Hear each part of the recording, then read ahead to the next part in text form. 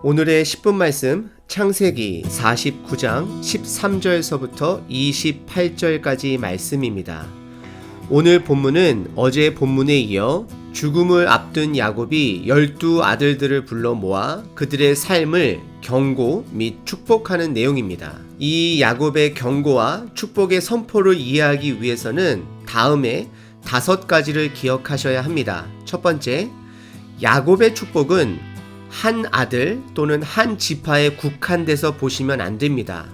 두 번째, 다양한 지파의 한 공동체로 보셔야 합니다. 하나님의 백성으로서 서로를 돕고 서로를 세워가기 위함으로 이 경고와 축복을 들어야 합니다. 세 번째, 경고의 축복을 듣는 자는 현재의 경고를 새겨듣고 그것이 미래에 죄로 이어지지 않을 수 있도록 노력해야 합니다. 축복의 말을 듣는 자는 교만이 아닌 겸손함으로 하나님의 뜻이 그들의 축복으로 확장될 수 있도록 그들의 축복을 사용해야 합니다. 그리고 마지막 5번째, 야곱이 12 아들들에게 향한 경고와 축복은 나의 경고와 나의 축복으로 받으셔야 합니다. 그럼 여러분들의 눈은 여러분들의 성경책에 그리고 귀는 저와 함께 말씀을 살펴보겠습니다. 13절에 스불론 아들에 대한 선포가 나옵니다. 스불론은 레아의 6번째 아들이고 연대순으로는 야곱의 10번째 아들입니다. 그리고 스불론의 상징은 바로 배입니다. 그 이유로는 스불론이 해변에 거주하기 때문입니다. 그리고 원어에 보시게 되면 레라는 단어가 오늘 본문 13절에 나오게 되는데요. 이것은 영어로서 전치사 바이라는 뜻과 포함되어서 해변 근처에 살게 될 것을 말하고 있습니다. 실질적으로 스불론은 가나안 땅에서 첫 번째로 땅을 분배를 받는데요. 그 지역이 오른쪽으로는 갈릴리 호수가 있고 왼쪽으로는 해양 무역으로 유명한 페니키아 지역에 위치를 하게 됩니다. 그리고 13절 본문에 그의 경계가 시돈까지라고 말하는데요. 시돈은 페니키아 지역의 한 도시입니다. 스불론이 받은 위치적 축복은 무역, 즉 다양한 문화가 교류하는 길목을 통해 주변 지파를 돕는 임무를 맡은 것입니다. 실질적으로 사사기 6장에 미디안 사람들과 싸우기 위해 기드온과 합류했던 지파였고 역대상 12장에서는 스불론의 군대는 다윗의 군대에 가장 큰 병사를 실질적으로 지원한 지파였습니다. 그리고 성경은 스불론 병사들을 경험이 많고 충성스러운 병사의 모습으로 묘사했습니다.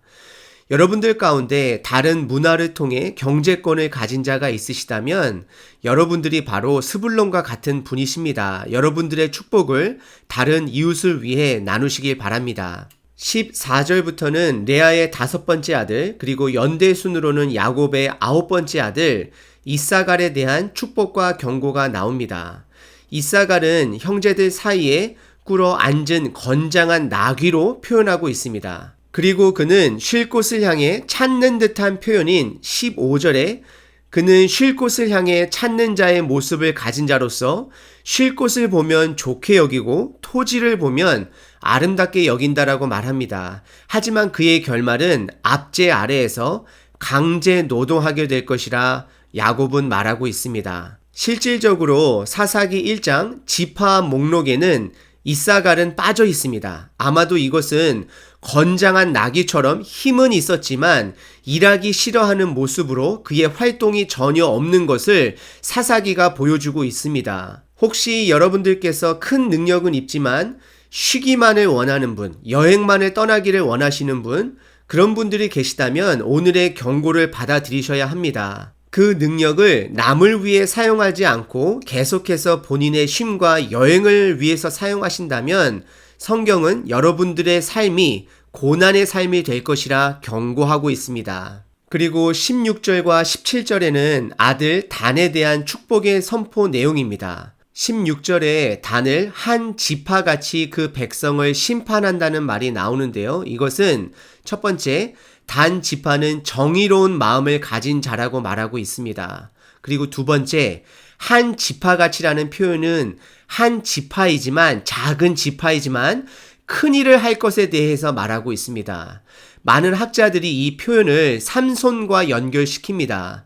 삼손은 사사시대의 사람으로 하나님의 선택을 받은 사람이고 단 지파 사람이었고 한 명의 삼손을 통해 블레셋 사람에게 커다란 타격을 입힌 그 이야기를 말하고 있다고 말합니다. 그리고 17절에 단의 상징을 뱀으로 표현합니다. 이것은 뱀의 특징적인 정면 승부보다는 측면 공격성을 말하고 있습니다. 그러한 공격으로 말탄자를 떨어뜨린다고 하는데 이것은 삼손의 이야기와 많이 연결되어 있습니다.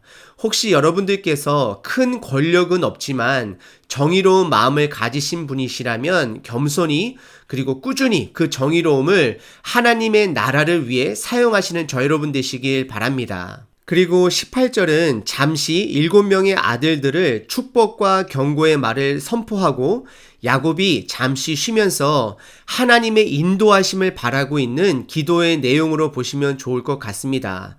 야곱도 축복의 말씀은 편하겠지만 경고의 말씀을 하는 것은 참 불편했을 것입니다. 그래서 야곱은 경고를 받은 자녀들이 하나님의 인도하심을 받기 위해 기도하는 것입니다. 19절은 갓에 대한 축복의 내용인데요. 그의 첫 아내 실바의 맏아들이자 야곱의 7번째 아들입니다. 갓은 고난의 삶을 살지만 적에게 반격할 것을 선포하는 내용입니다.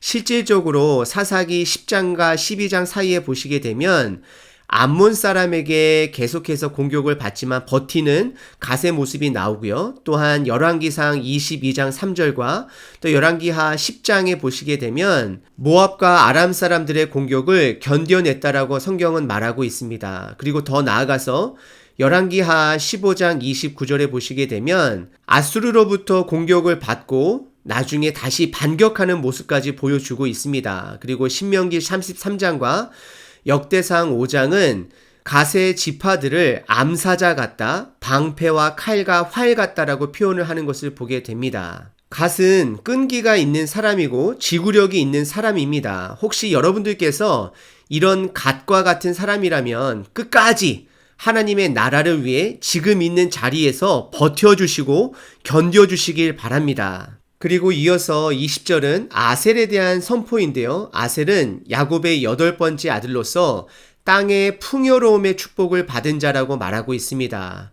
실질적으로 아셀은 가나안 지역에서 갈릴리 고원의 서쪽 경사면이 있는 비옥한 땅을 받게 됩니다. 혹시 여러분들께서 본인 스스로 생각했을 때 여러분들의 수고나 노력이 아닌 다른 사람들보다 물질의 축복을 많이 받았다라고 깨닫는 분은 하나님의 축복을 인지할 수 있는 자입니다.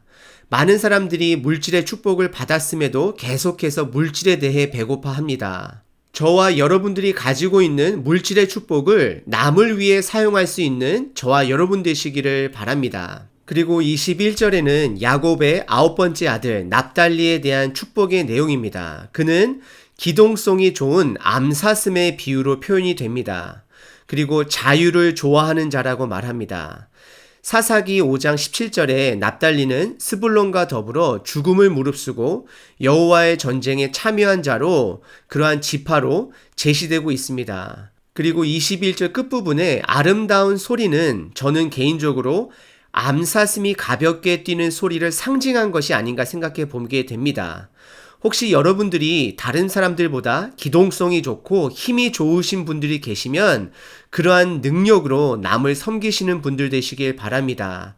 이런 분들은 직장으로는 배달 사업 그리고 섬김의 모습에서는 필요한 사람에게 적시적소에 필요한 것을 공급할 수 있는 분들이 아닌가 생각해 보게 됩니다. 22절서부터는 라헬의 두 아들 요셉과 베냐민의 축복의 내용이 나옵니다. 그리고 야곱은 요셉의 두 아들들 므낫세와 에브라임을 이미 축복하였지만 이어서 아들 요셉에게도 축복을 빌어줍니다. 그리고 요셉에게만 유일하게 복이라는 단어를 사용하고 또 가장 많이 사용합니다. 일단 22절에 요셉을 열매가 많은 무성한 가지로 표현합니다. 번영의 복을 말하고 있습니다. 이미 요셉은 본인의 풍성함을 나눌 줄 아는 자로서 성경은 보여주었습니다. 그리고 23절과 24절에서는 대적하는 자들 가운데서도 반석인 목자의 손을 통해 힘을 얻었다라고 말합니다. 이것은 요셉이 어려운 삶들 가운데서도 하나님의 그의 삶을 지켜주셨다라는 것을 말하고 있습니다. 형들이 그를 팔았을 때도, 보디발의 아내가 그를 유혹하고 어려운 상황에 닥쳤을 때도 하나님께서 그를 지키셨다라는 것입니다. 그리고 25절서부터 26절은 포괄적인 복의 내용이 나오는데요. 크게 세 가지로 줄여보면 첫 번째는 전능자가 복을 줄 것이다라고 이야기를 합니다. 두 번째는 하늘 위에서 아래서 자손의 복을 줄 것이다라고 이야기를 하고, 세 번째는 형제들 중에 뛰어난 복을 받을 것이라고 합니다. 이것을 우리들이 시기와 질투의 복으로 바라보면 안 된다라고 다시 한번 강조합니다. 이것은 남을 섬기기 위한 하나님께서 선택적으로 부어주신 복입니다. 여러분들 복이라는 단어를 한번 생각해 보셨나요? 창세기에서 나오는 복을 쉽게 표현하자면 주체자는 하나님이십니다. 그리고 그분의 행동, 즉 동사가 복입니다. 하나님께서 복을, 그래서 하나님께서 복을 주신다라고 하는데 수혜자는 목적어는 바로 우리가 되는 것입니다. 하나님이 복을 주신다라는 것은 하나님께서 우리에게 힘을 주신다는 것인데, 그 힘은 요셉이 형제들과 이웃을 위해서 사용한 것처럼 우리들 또한도 하나님께서 우리에게 복을 주셨다 그러면 하나님께서 우리에게 주신 그 힘을 남을 위해 섬기라는 것으로 인지하시고 그 복을 나누시는 자 되시길 바랍니다.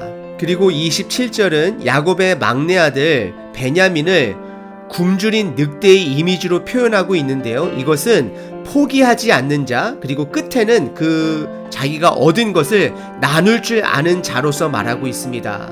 저와 여러분들이 최선을 다해서 삶을 살아내고 그런 것에서 얻어진 것들을 나눌 수 있는 자가 되시기를 바랍니다. 그리고 마지막 28절은 아버지 야곱이 경고였던, 블레싱이었던 이 모든 것이 그들이 서로 돕고 한마음이 되기 위한 축복이라고 말을 합니다. 하나님께서는 야곱을 통해 각 사람들의 분량대로 축복하셨다라고 말합니다. 우리가 받은 축복은 다 다를 수 있습니다. 우리는 내가 받지 못한 축복을 바라보며 그것 때문에 시기하고 질투하는 자가 아닙니다. 신실하신 하나님의 선택을 믿고 그분이 나에게 주신 것을 감사하는 자가 되시길 바랍니다. 오늘 하루 하나님께서 여러분에게 주신 그 스페셜한 능력들을 한번 생각해 보시고 그것이 많던 적던 그것을 남을 위해 사용하시는 하루 되시길 바랍니다.